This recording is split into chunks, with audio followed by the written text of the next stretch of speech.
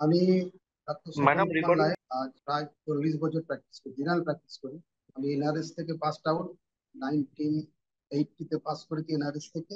তারপর আমি গভর্নমেন্ট সার্ভিসে যোগ করিনি, আমি এখানে জেনারেল প্র্যাকটিসই করছি বাঁকুড়া টাউনের মধ্যে।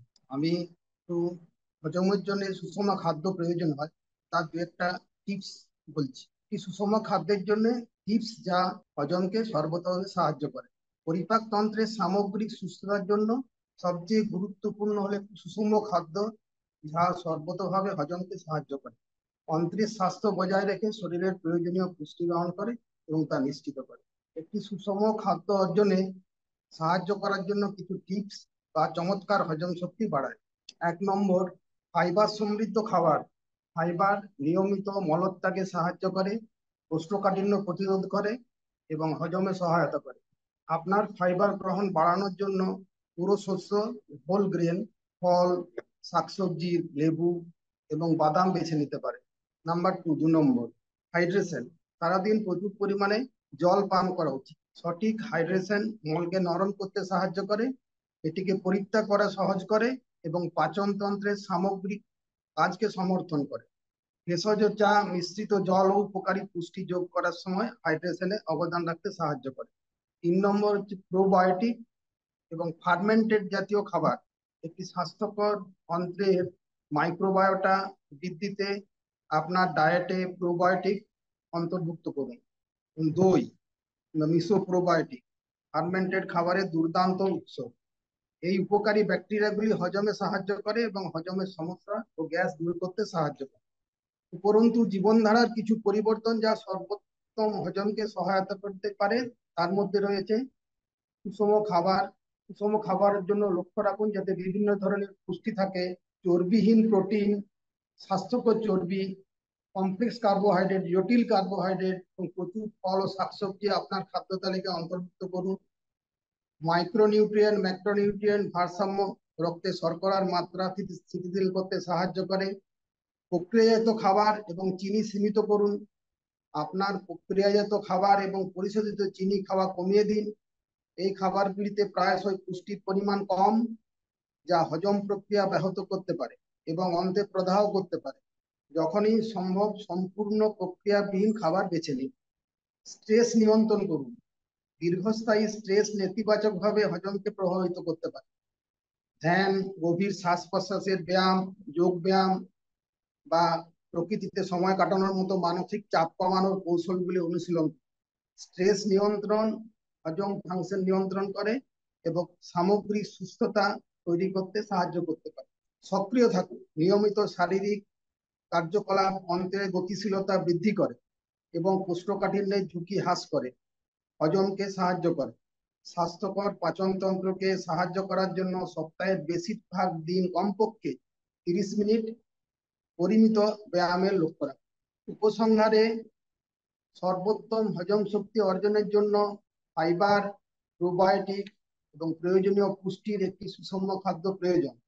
আপনার দৈনন্দিন রুটিনে এই টিপসগুলিকে অন্তর্ভুক্ত করা হজমের স্বাস্থ্যকে সুস্থ সমৃদ্ধ করতে পারে এবং সামগ্রিক সুস্থতার উন্নতি করতে পারে।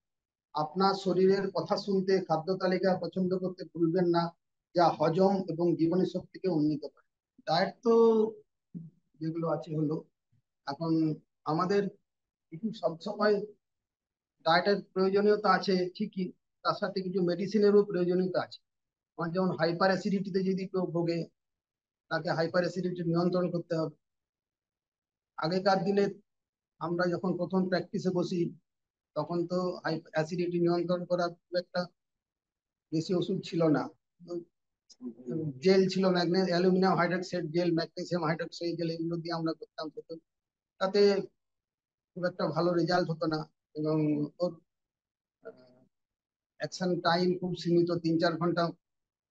সারাদিনে হয়তো 10 বার 15 বার ডোজ দিতে হতে সম্ভব না। পরে H2 ব্লকার এলো, H2 ব্লকার আসাতে কিছুটা উন্নতি হলো। তারপর আস্তে আস্তে পিপিআই এলো। পিপিআই এর মধ্যে ওমিপ্রাজোল, প্যান্টোপ্রাজোল, ল্যান্সোপ্রাজোল নানাগুলো এলো। পরে এস ওমিপ্রাজোল এলো। এস ওমিপ্রাজোল পিপিআই এর মধ্যে সব থেকে বেটার আমি যতটা মনে করি। সুষম খাদ্যের সাথে সাথে আমাদের অ্যাসিডিটি তো নিয়ন্ত্রণ করতে হবে। তো এখন রিসেন্টলি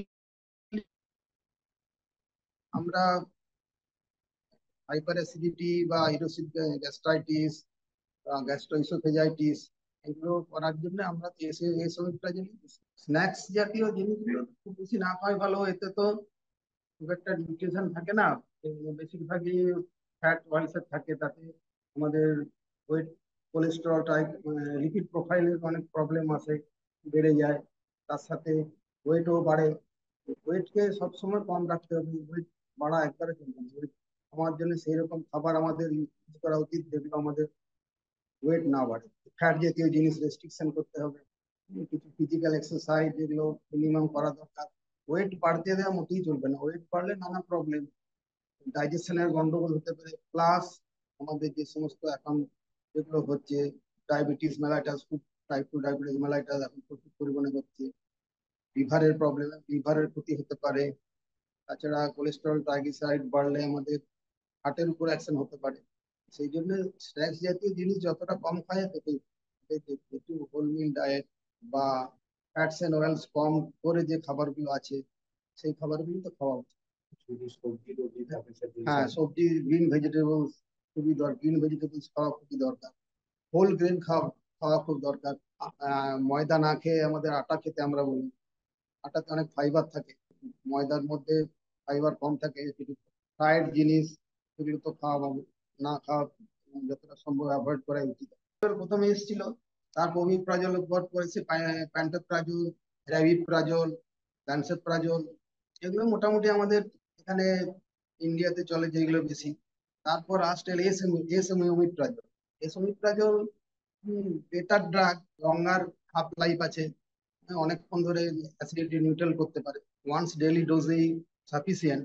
অনেক সময় প্যান্টোপ্রাজল ও রাইপ্রাজল ডবল ডোজ দিতে হয়, এই সময় এই সোমিপ্রাজলে একবার দিলেই হয়। একটা নতুন মলিকুল এখন এসছে রিসেন্টলি মার্কেটে, পি ক্যাপ বলে। P cap new born baby, এখন এর কতটা সাইড এফেক্ট আছে, কতটা কিছুদিন না আগে 2-4 বছর না গেলে বোঝা যাবে। যে এখন আমরা যদি ইউজ করি আমাদের পিপিআই উপর নির্ভর রাখতে হবে। পি ক্যাপের এখন কি সাইড এফেক্ট আছে, কি হবে, ডায়রিয়া হয়ে যাবে না গ্যাস্ট্রিনোমা হবে, এখন পর্যন্ত কিছুদিন না গেলে তো বলা মুশকিল। তো আমরা এখন আমার নিজের দিক থেকে আমরা পিপিআই এর উপরেই বেশি ভরসা রাখি। পিপিআই এর মধ্যে এস ওমিপ্রাজলকে প্রেফারেন্স দিতে হয় বেশি, কারণ এটা টুলি once daily dose, longer half life, better acidity control, দামের দিক থেকেও মোটামুটি রিজনেবল।